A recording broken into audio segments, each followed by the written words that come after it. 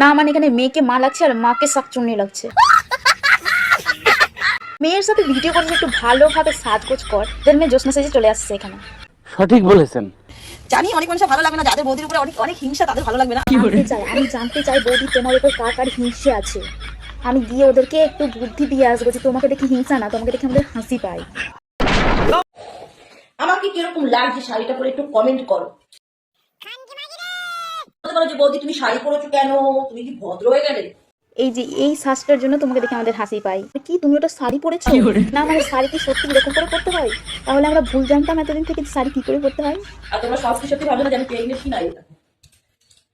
ও একটু আগে কি যেন বললো আমি ভদ্র হয়ে গেছি। ভগবান করে এইরকম ভদ্র মানুষ পৃথিবীতে আর না পাঠায়।